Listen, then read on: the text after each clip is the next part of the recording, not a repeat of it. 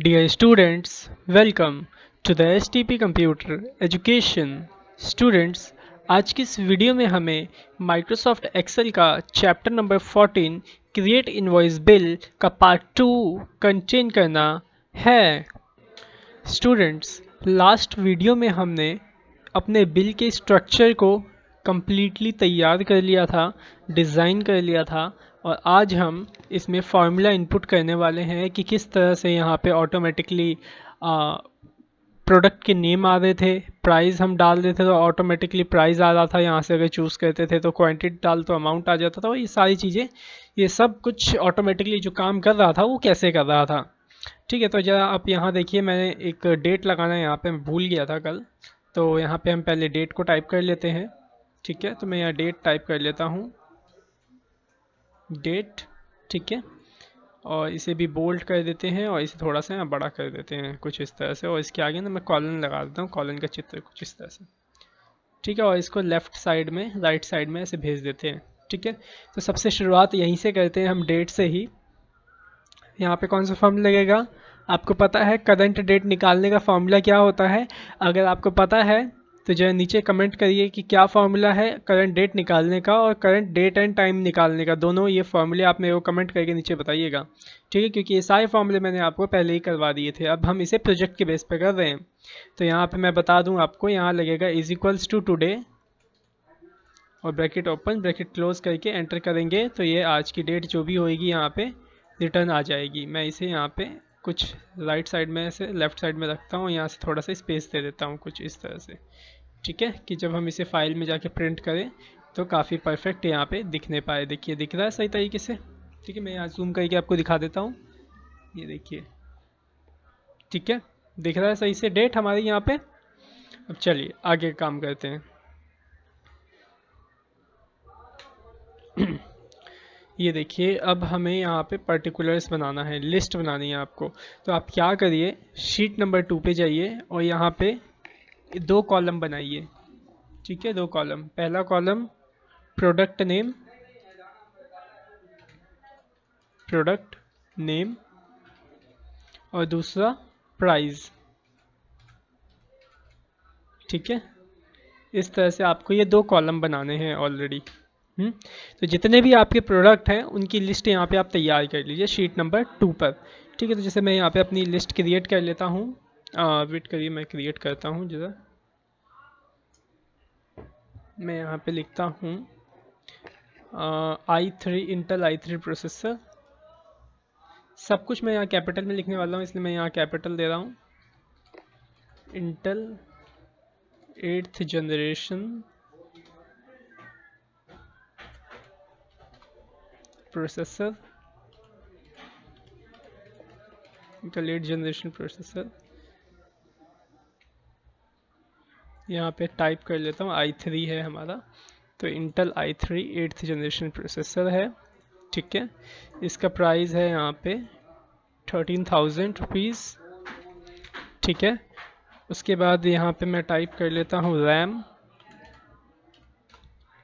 ठीक है, या फिर आप देख लीजिएगा, जैसे आप ना यहाँ बिल पे कैसा लिखना चाहते हो आप देख लीजिएगा। यहाँ पे अगर कैपिटल में चाहते हो तो यहाँ कैपिटल में टाइप कर दीजिएगा, और अगर स्मॉल में चाहते हो तो स्मॉल में टाइप कर लीजिएगा। ठीक है, फिलहाल मैं यहाँ पे ऐसे ही कैपिटल में टाइप कर लेता हूँ। RAM 8 GB DDR4।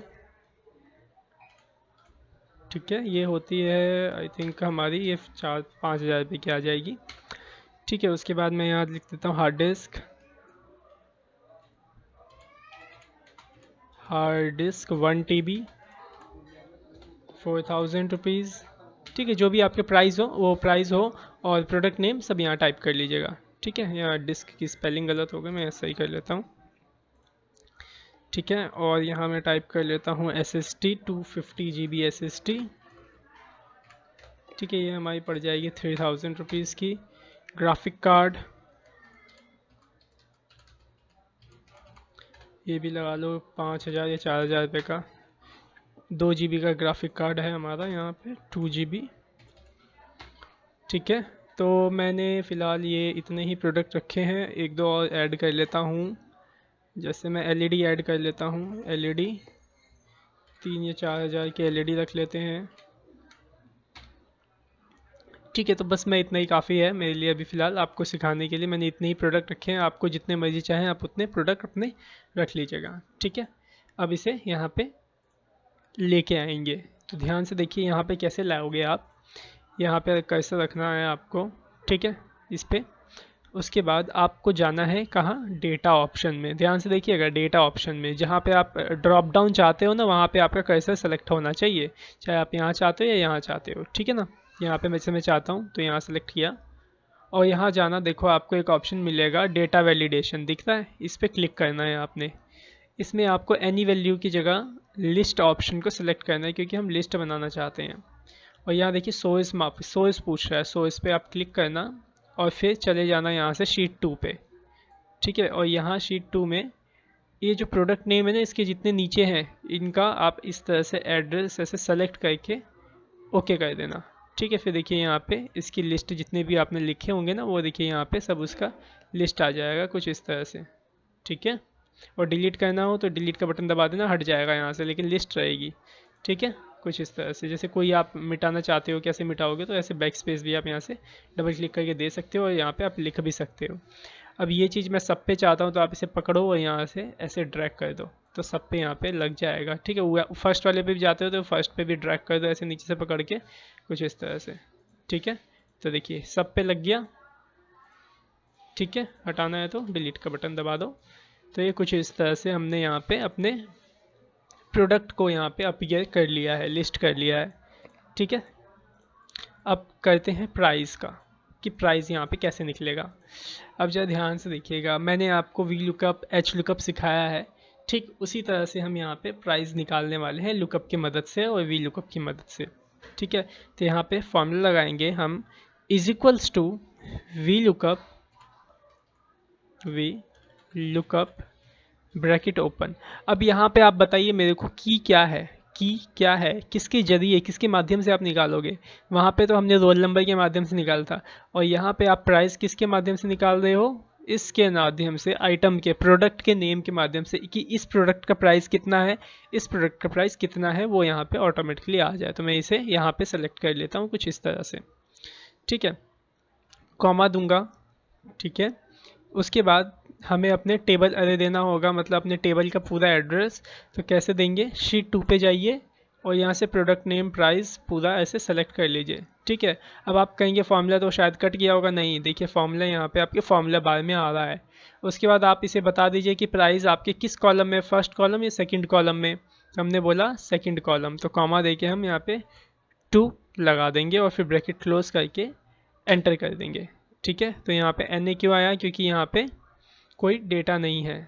तो मैं यहाँ से चूज़ कर लेता हूँ रैम DDR4, तो देखिए कुछ इस तरह से आ गया।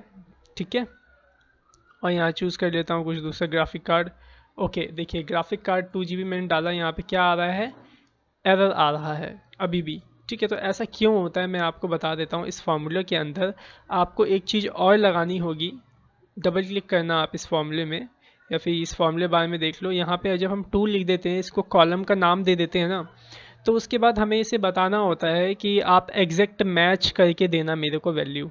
ठीक है, वरना ये कभी कभार गलत वैल्यू भी रिटर्न कर देता है अगर आप इसमें एग्जैक्ट मैच नहीं लगाओगे। तो वो कैसे लगता है, जब कॉलम का इंडेक्सिंग नंबर आप दे दोगे तो उसके बाद कॉमा देना है आपको। तो देखिए यहाँ पे दिख रहा है आपको ट्रू, फॉल्स, अप्रॉक्सीमेट मैच या फिर एग्जैक्ट मैच।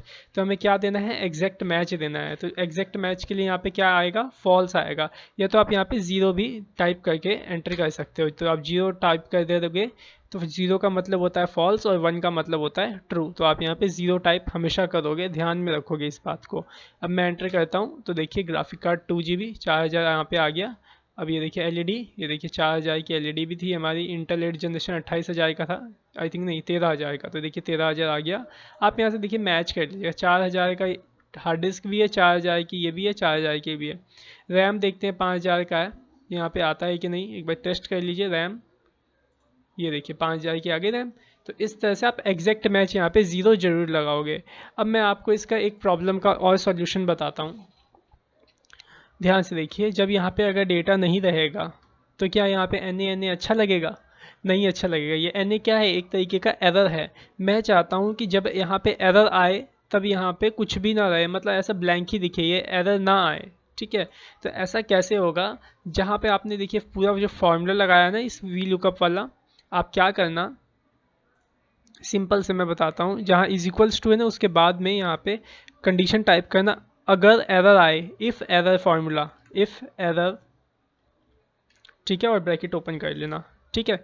इफ़ एरर इतना लिखने के बाद लास्ट में जाना, कॉमा दे करके जो भी आप दिखाना चाहते हो, जो भी आप टाइप करना चाहते हो, अगर एरर आए तो लिखा है कि नो डेटा, तो आप यहाँ पे कुछ भी जो भी आप टाइप करोगे, जैसे मैंने लिख दिया नो डेटा, ठीक है, और ब्रैकेट क्लोज मतलब कर दिया है, मतलब डुअल कोट्स में ही आपको लिखना होता है, और ब्रैकेट क्लोज करके एंटर करोगे तो उस एरर की जगह लिखा हुआ आ जाएगा नो डेटा, ठीक है। अगर कोई यहाँ पे डेटा सेलेक्ट नहीं, अगर डेटा सेलेक्ट कर लोगे तो आपका यहाँ पे जो भी प्राइस होगा वो आ जाएगा, ठीक है। अगर मैं यहाँ से डेटा हटा दूंगा तो यहाँ पे लिखा आएगा नो डेटा, ठीक है। तो आपके ऊपर डिपेंड करता है आप क्या लिखना चाहते हो। मैं चाहता हूँ कुछ भी ना लिखूँ, तो इसे मैं यहाँ से डिलीट कर दूंगा नो डेटा को, और यहाँ पे एक सिंपल सा एक स्पेस दे दूंगा और एंटर कर दूंगा, जिससे कि एरर यहाँ पे नहीं आएगा, सिंपल ब्लैंक कॉलम मेरे को ये शो करेगा जब भी मेरे को चाहिए होगा तो, ठीक है। अब मैं यहाँ पे इसे यहाँ से चूज़ करता हूँ तो देखिए आएगा, और डिलीट कर दूंगा तो यहाँ से चला जाएगा। अब ये फॉर्मूला आपको इन सब पे लगाना है, इन सब पर, ठीक है। अब यहाँ पे आप पकड़ के इसे ड्रैग करने की सोच रहे होंगे, तो आप इसे ड्रैग कर सकते हो, लेकिन ध्यान से देखिएगा, एक प्रॉब्लम आएगी, मैं आपको बता देता हूँ। जैसे कि फ़िलहाल मैंने यहाँ पे इसे सेलेक्ट कर लिया, ये 250 GB, चलो कोई नहीं। पहले मैंने यहाँ पे इसे इसे ड्रैग करता हूँ, आपको दिखाता हूँ ड्रैग करके होता क्या है। ड्रैग कर दिया, ठीक है, कोई बात नहीं, ये लाइन आई है, कोई दिक्कत नहीं है, ये ड्रैग कर दिया। अब जरा मैं यहाँ चूज़ करता हूँ, 1 TB हार्ड डिस्क आ रहा है, यहाँ पे 2 TB हार्ड डिस्क, ये देखिए ये आ गया, और यहाँ पे मैं रैम चूज़ करता हूँ तो देखिए रैम नहीं आया, आया रैम नहीं आया, क्यों नहीं आया, जो यहाँ के फॉर्मूले को आप जरा ध्यान से देखिएगा। मैं इस पर डबल क्लिक करता हूँ, या फिर आप शीट 2 पे जाइए, जरा आप यहाँ देखिए, जरा ये जो टेबल वाला है ना शीट 2 पे, A4 से सेलेक्टेड है B10 तक, A4 से सेलेक्टेड है B10 तक, तो ये शीट 2 में देखिए A4 से सेलेक्टेड, यहाँ से मतलब वो सेलेक्ट हो रहा है। तो हो क्या रहा है बाय द वे, कि जब आप ड्रैग कर रहे हो ना, तो ड्रैग के साथ ये टेबल का जो सिलेक्शन है वो भी नीचे ड्रैग हो रही है। तो आपको क्या करना होगा, इसकी सिलेक्शन को लॉक करना पड़ेगा, तब जाके आप ड्रैग कर सकते हो, नहीं तो फिर आप एक एक करके ही इसमें फार्मूला डाल लो, ठीक है। तो मैं Ctrl Z कर देता हूँ, यहाँ से इसे हटा देता हूँ, ठीक है, जो भी हमने ड्रैग किया था उसे हटा देता हूँ। तो आप इसे लॉक कर लो, सबसे पहले डबल क्लिक करो यहाँ पे, ये देखिए B19 तो आप लॉक मत करना, क्योंकि जब हम इसे ड्रैग करेंगे तो ये इसी के अकॉर्डिंगली डेटा देगा। तो आप क्या करो, A1 और B7 को लॉक कर लो, A के आगे डॉलर और 1 के आगे डॉलर लगा लो, या फिर इनके बीच में कर्सर रख करके F4 बटन दबा दो, डॉलर ऑटोमेटिकली इस तरह से लग जाएगा, ये देखिए F4, ठीक है। अब ये हो गया है लॉक, और एंटर कर दीजिए, कोई प्रॉब्लम नहीं आएगी। अब आप इसे ड्रैग कर लीजिए जहाँ तक आप इसे ड्रैग करना चाहते हो, लेकिन ड्रैग कर रहे हैं तो प्रॉब्लम क्या आ रही है, इसके ऊपर ना ये बॉर्डर लगा है, तो फिलहाल के लिए मैं कुछ समय के लिए ऊपर वाला बॉर्डर रिमूव कर देता हूँ।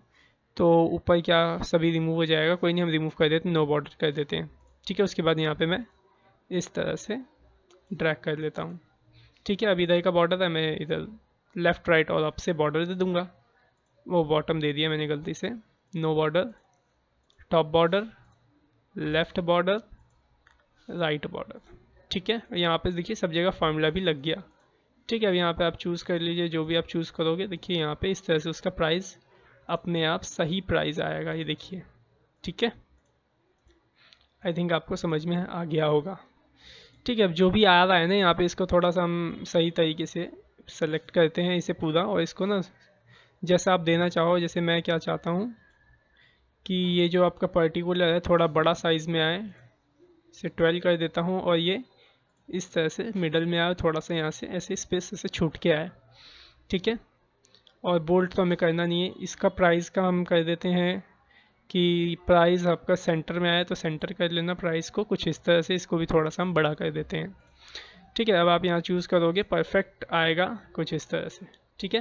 तो मैं इसे अभी फ़िलहाल डिलीट का बटन दबा के हटा देता हूँ, ये डिलीट नहीं होगा, और ऑटोमेटिकली देखिए प्राइस यहाँ पे अपडेट होता जाएगा, ठीक है। इसे यहाँ हटेगा तो प्राइस भी हट जाएगा, तो ये देखिए यहाँ पे फॉर्मूला लग गया। अब बात करते हैं, जैसे मैं यहाँ एक सेलेक्ट कर ही लेता हूँ, अब क्वांटिटी जब मैं डालूँ तो यहाँ अमाउंट ऑटोमेटिकली आ जाए, तो मैंने क्वांटिटी डाली 5, तो 5 का कितना हो गया, 25,000 हो गया, 5 × 5,000, तो यही फॉर्मूला लगाना है आपको यहाँ पे, क्या फॉर्मूला लगाएंगे, is equals to this quantity multiply price. ठीक है, नहीं आया समझ में तो एक बार और देखिए, is equals to quantity multiply price, enter कर दीजिए, आ गया। ठीक है, लेकिन यहाँ पे भी देखिए एक प्रॉब्लम है कि अगर यहाँ पे क्वांटिटी आप नहीं देते हो, जैसे कि यहाँ पे मैं क्वांटिटी हटा देता हूँ, ठीक है, क्वांटिटी हटा देता हूँ, या फिर क्वांटिटी, चलो क्वांटिटी है और यहाँ पे प्राइस जीरो है, प्राइस नहीं है, या फिर क्वांटिटी भी नहीं है। बाय द वे मैं वैसे बता रहा हूँ आपको, जैसे कि आपने, जैसे प्राइस तो होगा ही, ओके प्राइस तो होगा ही, कोई बात नहीं।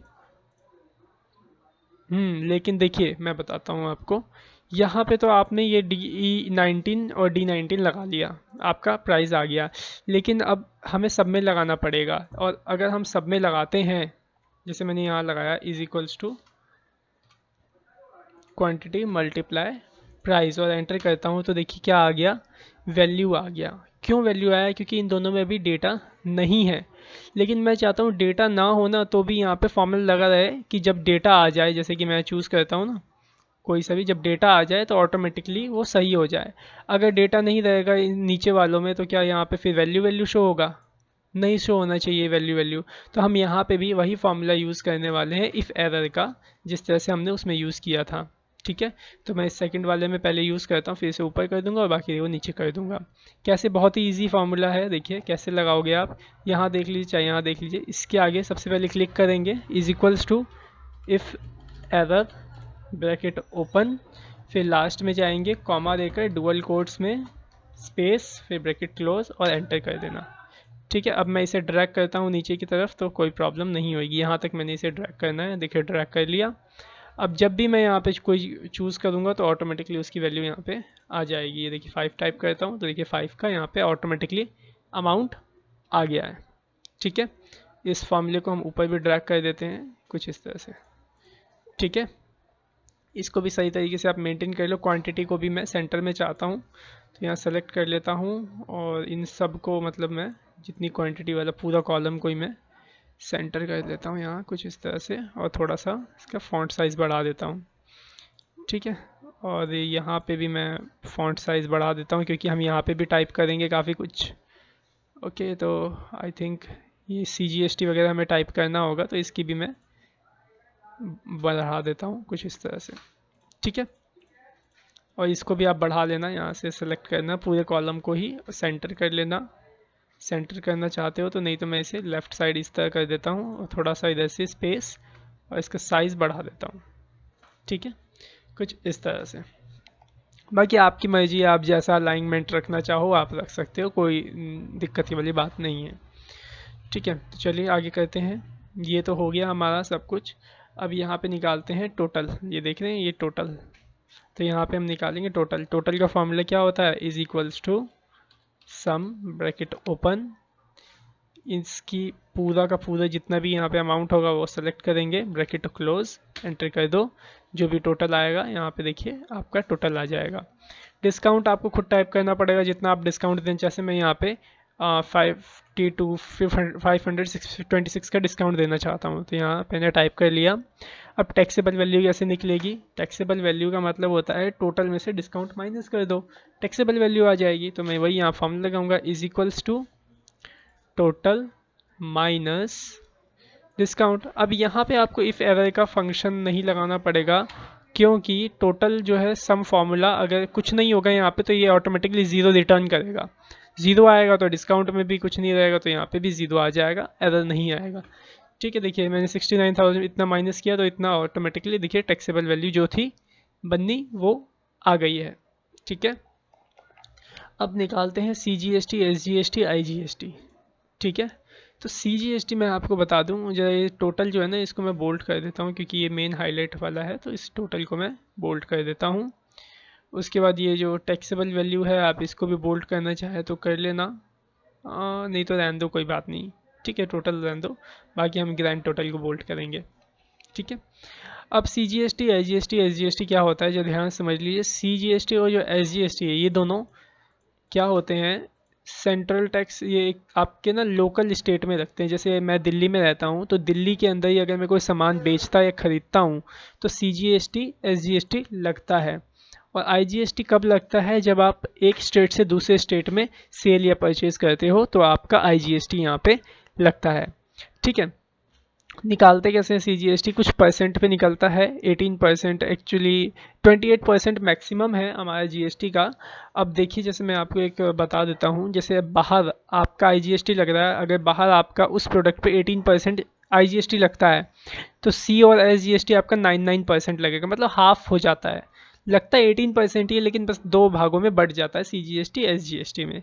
ठीक है, तो हम करेंगे तो अभी आपको समझ में आ जाएगा।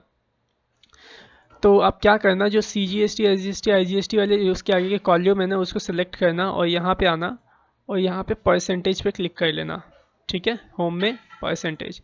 अब आप जो भी यहाँ टाइप करोगे वो परसेंटेज में टाइप होएगा। जैसे मैं 5 टाइप किया, देखो परसेंटेज में इस तरह से आ गया।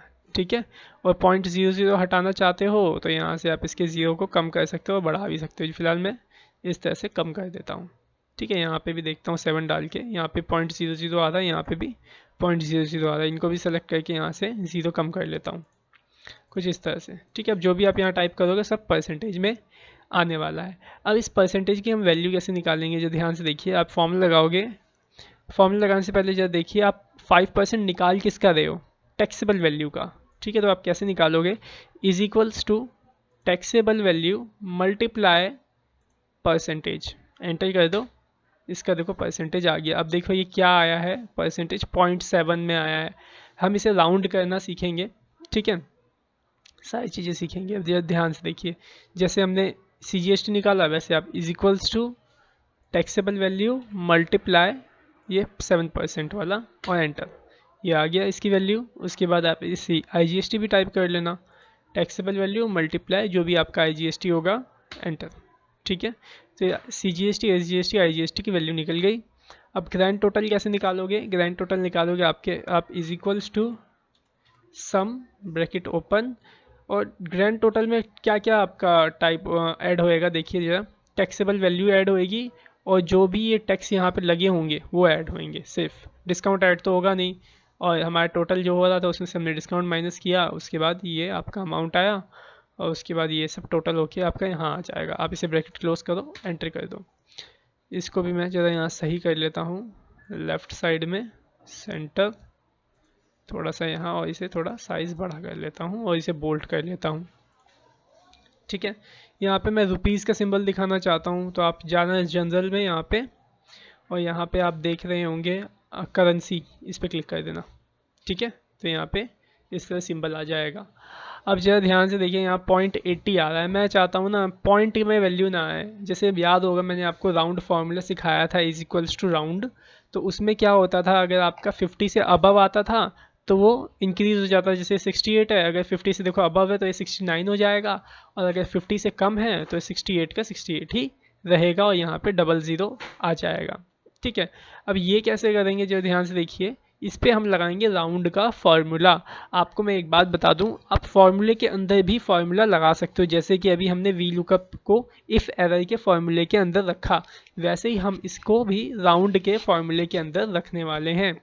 तो डबल क्लिक करो इसके ऊपर, जो सम देख रहे हो ना, सम से पहले आओ और यहाँ पे फार्मूला लगाओ, is equals to ROUND, round, bracket open करो, फिर उसके बाद लास्ट में जाओ, कॉमा लगाओ, क्योंकि इसमें तो जो वैल्यू आनी होगी ये वैल्यू रिटर्न कर देगा अपना सम फार्मूला। और उसके बाद हम यहाँ पे 0 लगा देंगे। 0 क्यों? क्योंकि हमें पॉइंट के बाद की एक भी वैल्यू नहीं चाहिए, सिंपल सी बात है। ब्रैकेट क्लोज करके एंटर कर दो। ये देखियो 80 हो रहा था, देखो ऑटोमेटिकली 69 बन गया। ठीक है, आया आपको समझ में? इस तरह से आपने यहाँ पे ग्रैंड टोटल वगैरह कर लेना है। अब यहाँ पे रही बात परसेंटेज की, तो परसेंटेज मैं आपको बता दूँ, यहाँ पे सिंपल से आपको खुद परसेंटेज लगानी होगी, जितनी भी परसेंट, जैसे 5% यहाँ पे, 5% यहाँ पे। ठीक है, अगर आप CGST SGST लगा रहे हो तो IGST नहीं लगाओगे, और अगर आप CGST SGST नहीं लगा रहे हो तो IGST लगाओगे। ठीक है, तो कुछ इस तरह से। लो, बन के आपका तैयार हो गया है पूरा का पूरा बिल। ठीक है, यहाँ पे आपने टुडे का फॉर्मूला लगा लिया, और यहाँ पे ऑटोमेटिकली सीरियल नंबर आपको खुद टाइप करना पड़ेगा, आप टाइप कर लेना 1 2 3 कुछ इस तरह से। 4 में एक और ऐड करके दिखा देता हूँ आपको, इसे भी सेंटर कर लो, बड़ा कर लो। ठीक है, यहाँ पे मैं इसे एक और 250 GB SSD हो गया हार्ड डिस्क हो गया। LED ले लेते हैं, 4000 की LED है, यहाँ पे मैं 4 पीस एलईडी ले लेता हूँ 16,000 का। ठीक है, और यहाँ देखो कितना टोटल हो गया, 85,000 टोटल। ऑटोमेटिकली देखो बिल 92,921 का हो गया। अगर मैं यहाँ डिस्काउंट देखते हैं 85 का है, तो मैं यहाँ पे 5,000 का चलो डिस्काउंट दे देता हूँ। देखना नीचे टैक्सेबल वैल्यू में 8,000 आ जाएगा, आ गया। और 8,000 का 5% 4,000, 4,000 मतलब 80,000, और ये दो 8,000, देखो हो गया। उसके बाद आप इसका बिल निकाल के प्रिंट कर लो। देखो मैं आपका इसका प्रिंट निकाल के दिखाता हूँ। फाइल ऑप्शन में जाता हूँ, प्रिंट पे क्लिक करता हूँ। ठीक है, तो ये देखिए कितना अच्छा यहाँ पे इसका प्रिंट आया है। तो इस तरह से आप निकाल सकते हो, कोई सा भी बिल बना सकते हो इसी तरह से। ठीक है, और प्रिंट करना हो जैसे पीडीएफ में, तो प्रिंट पे जाओगे ना, ये आपको यहाँ पे ऑप्शन मिल जाएगा माइक्रोसॉफ्ट प्रिंट टू पीडीएफ का। आप इस पर क्लिक करना, उसके बाद प्रिंट पे क्लिक करना, और जहाँ पे आपको सेव करना हो इस प्रिंटिंग को, पीडीएफ को सेव कर लेना। मैं डेस्कटॉप पे जा करके डेमो के नाम से, डेमो बिल के नाम से सेव कर लेता हूँ। ठीक है, तो देखिए प्रिंटिंग हो रही है, हो गया होगा प्रिंट। अब मैं यहाँ आता हूँ, देखो डेमो बिल मिल गया। इस पर डबल क्लिक करके मैं इसे आपको ओपन करके दिखाता हूँ।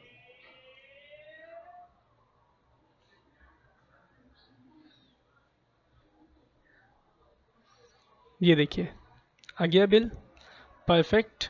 ठीक है, ऑटोमेटिकली काम करता हुआ बिल है। आप अमाउंट को भी चाहो तो यहाँ पे बीच में रख सकते हो, आपके ऊपर डिपेंड करता है। ठीक है, तो इस तरह से आप कोई भी बिल बना सकते हो एक्सेल के अंदर भी। ठीक है, और ऐसा डिज़ाइनिंग आप एक्सेल में बड़े आराम से कर सकते हो।